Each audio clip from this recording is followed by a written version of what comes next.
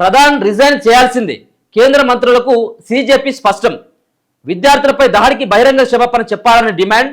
కేంద్ర మంత్రులు నడ్డా, జితేంద్ర సింగ్తో సీజేపీ ప్రతినిధుల చర్చలు. నేడు మరోసారి సమావేశం. మంత్రి రాజీనామాపై కేంద్రం ఒకరోజు టైం కోరిందన్న సీజేపీ.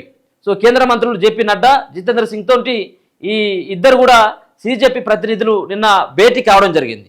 సో అంతకుముందుకు జరిగినటువంటి 2-3 రోజుల కానించి కూడా వీళ్ళు జంతర్ మంతర్ దగ్గరికి రావడం, పోలీసు వాళ్ళు మీతో పాటు నడ్డా గారు మీతో భేటీ కావడానికి ఆయన సుముఖంగా ఉన్నాడు, ఆయన ఆఫీస్కన్నా రండి, లేకపోయినట్టయితే ఇంటికన్నా ఆహ్వానిస్తున్నాడు అని చెప్పేసి అంటే ఈ సీజేపీ పార్టీకి సంబంధించిన వాళ్ళంతా కూడా ఎవరు కూడా పోలేదట.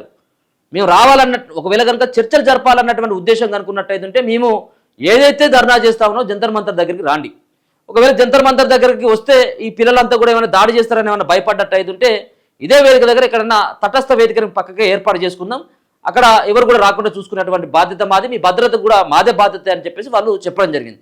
2 రోజుల తర్వాత నిన్న ఈ చర్చల కోసం సుముఖంగా ఒక ఏదో క్లబ్ని ఏర్పాటు చేయడం జరిగింది. ఆడికి వెళ్ళి ఈ చర్చలు జరిపితే దాంట్లో 2 డిమాండ్లకు వీళ్ళు పెట్టినటువంటి 3 డిమాండ్లు పెట్టిళ్ళు సీజేపీ. దాంట్లో డబ్బులు ఇవ్వాలి చనిపోయినటువంటి కుటుంబాలకి, ₹1,00,00,000, 17 కుటుంబాలు 20 కుటుంబాలు ఉన్నాయి, ఆ కుటుంబాలకి ₹1,00,00,000 ఇవ్వాలి. అలాగే చేస్తున్నటువంటి ధర్నా చేస్తున్నటువంటి విద్యార్థులపైన, నిరసనకారులపైన పెట్టినటువంటి కేసులని ఉపసంహరించుకోవాలని చెప్పేసి ఈ 2 డిమాండ్లతో పాటు అలాగే ధర్మేంద్ర ప్రధాన్ రాజీనామా చేయాలనేది మొదటి డిమాండ్ వీళ్ళది. సో ఈ 2 డిమాండ్లకి సానుకూలంగా ఒప్పుకున్నప్పటికీ 3వ డిమాండ్ అయినటువంటి ధర్మేంద్ర ప్రధాన్ రాజీనామా విషయంలో ఎక్కడ కూడా వాళ్ళు సానుకూలంగా స్పందించినట్టు కనపడట్లేదు. అంటే ధర్మేంద్ర ప్రధాన్ ఇప్పటికీ కూడా ఇన్ని నిరసనలు, ఇన్ని ధర్నాలు, ఇన్ని కేసులు, ఇంత వ్యతిరేకత వచ్చినప్పటికీ కూడా ధర్మేంద్ర ప్రధాన్ పైన ఎలాంటి చర్యలు ఇప్పటివరకే తీసుకోలేదంటే భవిష్యత్తులో తీసుకుంటారంటే అది ప్రశ్నార్థకంగానే మారింది. ఎందుకంటే ఆయన రిజైన్ చేసినా, ఆయనతో రిజైన్ చేయించినా, బర్తరఫ్ చేయించినా కానీ బీజేపీ పార్టీ వాళ్ళ తప్పును వాళ్ళు ఒప్పుకున్నటువంటి ఒక పరిస్థితి నెలకొంటుంది. కాబట్టి వాళ్ళని ఎట్టి పరిస్థితుల్లో ఆ పోస్టును ముట్టుకున్నటువంటి అవకాశం అయితే లేదు. కానీ వీళ్ళు మాత్రం ధర్మేంద్ర ప్రధాన్ రాజీనామా చేసేంత వరకు మేము అక్కడి నుంచి కదిలేదే లేదని చెప్పేసి భీష్మించుకొని కూకోవడం జరిగింది. మనం చూసుకోవచ్చు సోషల్ మీడియాలో ఇక్కడ కూడా మీరు ఫేస్బుక్, ఇన్స్టా, మీరు ఏదైనా ఓపెన్ చేయండి, కేవలం నడిచేదంతా కూడా ఈ జంజీ యువత అంతా కూడా నడుపుతున్నటువంటి ఈ సీజేపీ పార్టీ పిలుపునిచ్చినటువంటి ఈ జంతర్ మంతర్ దగ్గర ఉన్నటువంటి ఆ వీడియోలే కనపడతా ఉన్నాయి. సో మొత్తానికి ఈ రోజు మళ్ళొకసారి వీళ్ళు భేటీ అయ్యేటువంటి అవకాశం కనబడతా ఉంది. ఈ భేటీలో మరి చివరిగా వాళ్ళు పెట్టినటువంటి మొదటి డిమాండ్ పరిష్కారం అవుతుందా? నిన్న వాళ్ళు కలవడం జరిగింది. కేంద్ర విద్యాశాఖ మంత్రి ధర్మేంద్ర ప్రధాన్ రాజీనామా డిమాండ్ విషయంలో ఎలాంటి రాజీపడే ప్రసక్తే లేదని కాక్రోచ్ జనతా పార్టీ శుక్రవారం కేంద్ర ప్రభుత్వానికి స్పష్టం చేసింది. ఢిల్లీలోని జంతర్ మంతర్లో పోలీసుల చేతిలో తీవ్రమైన దాడికి గురైన విద్యార్థులకు కేంద్రం బహిరంగ క్షమాపణలు చెప్పాలని డిమాండ్ చేసింది. మే 3న నీట్ పరీక్ష రద్దు తర్వాత ఆత్మహత్య చేసుకున్న విద్యార్థుల కుటుంబాలకు కోటి నష్టపరిహారం ఇవ్వాలని కోరింది.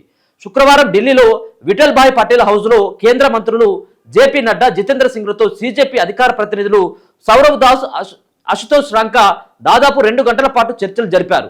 నీట్ పేపర్ లీక్, పరీక్షల వ్యవస్థలోని ఇతర అక్రమాలపై తీసుకోబోయే చర్యలు, నిరసనలకు ముగించే అంశంపైన ప్రధానంగా చర్చించారు. సీజేపీ ప్రతినిధుల డిమాండ్లను తాము తెలుసుకున్నామని, త్వరలోనే వారికి సమాధానం ఇస్తామని ఈ సమావేశం అనంతరం నడ్డా తెలిపారు. సీజేపీ ప్రతినిధులతో శనివారం మరోసారి సమావేశం కానున్నట్లు చెప్పారు. కేంద్ర మంత్రులతో సమావేశం తర్వాత సౌరవ్ దాస్ మీడియాతో మాట్లాడారు. ధర్మేంద్ర ప్రధాన్ రాజీనామా డిమాండ్ విషయంలో ఎలాంటి రాజీ లేదని మేము కేంద్ర మంత్రులకు చెప్పాం. రాజీనామా డిమాండ్పై శనివారం మధ్యాహ్నం వరకు వారు సమయం కోరారు. ఆత్మహత్య చేసుకున్న విద్యార్థుల కుటుంబాలకు కోటి పరిహారంతో పాటు నిరసనకారులపై నమోదైన ఎఫ్ఐఆర్లను ఉపసంహరించుకోవాలని కూడా డిమాండ్ చేశాం. కాగా తమ డిమాండ్లతో కేంద్ర ప్రభుత్వానికి సీజేపీ లేఖ కూడా రాసింది. విద్యార్థులకు నష్టపరిహారం, ఎఫ్ఐఆర్ల ఉపసంహరణతో పాటు భద్రతా బలగాల చేతిలో దారుణంగా దెబ్బలు తిన్న విద్యార్థులకు కేంద్ర ప్రభుత్వం, rapid action force chief, Delhi police commissioner క్షమాపణ చెప్పాలని డిమాండ్ చేశాం అని సీజేపీ వెల్లడించింది. కాగా సీజేపీ ఆధ్వర్యంలో నిరసనలు ప్రారంభమైన తర్వాత వారితో కేంద్ర ప్రభుత్వం చర్చలు జరపడం ఇది 3వసారి. ఈ 3వసారి అయినా ముచ్చటగా ముగుస్తుందా అంటే ముగిసేటువంటి అవకాశం లేదు. వాళ్ళు పెట్టినటువంటి డిమాండే మొదటిది ధర్మేంద్ర ప్రధాన్ రాజీనామా చేయాలని. మరి ధర్మేంద్ర ప్రధాన్ రాజీనామా చేస్తాడా అనేది ఇప్పుడు ఉత్కంఠ. చేయడు, నాకు తెలిసి చేయడు. ఇగో ప్రధాన్కి క్యాబినెట్ అండ, రాజీనామాకి నో ఛాన్స్. ఇక ఇంకేముంటుంది? ఇక క్యాబినెట్ అండగా ఉన్నది. క్యాబినెట్ అండగా ఉన్న తర్వాత ఆయన రాజీనామా చేసేటువంటి అవకాశం ఉంటుందా?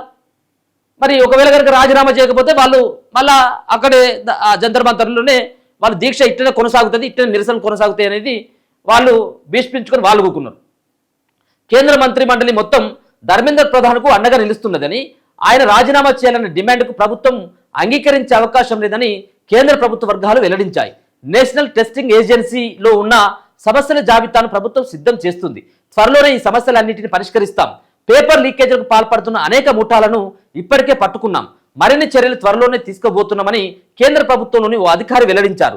రాజీనామా అనేది అత్యంత తేలికగా తీసుకునే నిర్ణయమని కానీ తాము ధర్మేంద్ర ప్రధాన్కు అండగా నిలుస్తామని కేంద్ర కేబినెట్ మొత్తం స్పష్టం చేసినట్లు వాళ్ళు తెలపడం జరిగింది. అయితే ఇక్కడ ఏం జరుగుతుందంటే, ఒకవేళ కనుక ఆయనను బర్తరఫ్ చేసినా, ఆయనను రిజైన్ చేయించినా కానీ ప్రధాని నరేంద్ర మోదీ రాత్రి 11 గంటలకు 12 గంటలకు వీడియో చేయాల్సినటువంటి అవసరం లేకుండా ఉండేది. ఇక రెండోది ఏంటిదంటే, ఈ 10 కోట్ల పరిహారం 10 ఏళ్ల జైలు శిక్ష అన్నటువంటిది నిన్న కేంద్ర కేబినెట్ ఆమోదం పొందేటువంటి అవకాశం ఉండకపోయేది. కేబినెట్ ఆమోదం ఇదంతా కూడా జరగపోవు కదా. అంటే దీన్ని ఈ ధర్మేంద్ర ప్రధాన్ రాజీనామా అనేటువంటి అంశం నుంచి ఈ నిరసనకారుల్ని ఈ బీజేపీ పార్టీ నుంచి ఒక దృష్టి మళ్లించేందుకు చేసినటువంటి ఒక భగీరథ ప్రయత్నం అని మనకు స్పష్టంగా అర్థమవుతుంది. ఒకవేళ రాజీనామా చేసినట్లయితే చట్టాలు ఈ భేటీలు ఉండకపోవు కదా, ఇదంతా ఉండకపోవు కదా. కాబట్టి ధర్మేంద్ర ప్రధాన్ని ఎట్టి పరిస్థితుల్లో కాపాడాలన్నటువంటి ఒక ప్రయత్నమే జరుగుతుంది.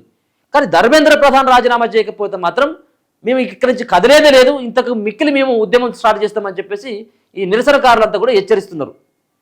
కానీ నిజంగా దేశంలో మోదీకి కానీ అలాగే ఈ బీజేపీ పార్టీకి కానీ అసలు మా పైన గింత వ్యతిరేకత ఉందా? యువత మమ్మల్ని గింత వ్యతిరేకిస్తుందా?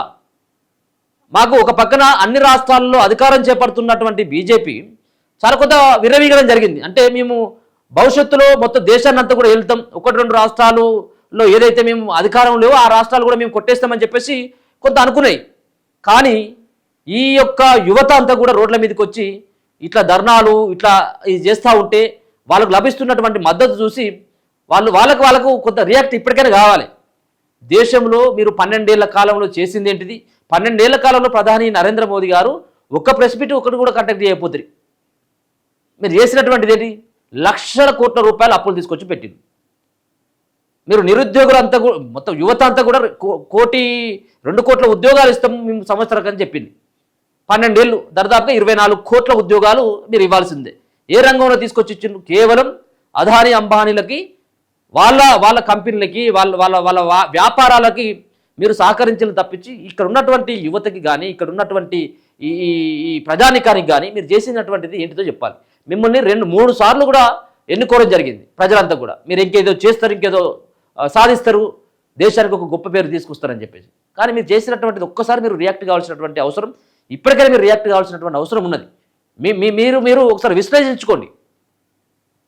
సో మొత్తానికి ప్రధానికి క్యాబినెట్ అండ, ప్రధాని అండ కూడా ఉన్నది. కాబట్టి రాజీనామా చేస్తారంటే రాజీనామాకి నో ఛాన్స్. చూడాలి ఈ ఉద్యమం ఎటువైపు దారి తీస్తుంది ఏందనేది.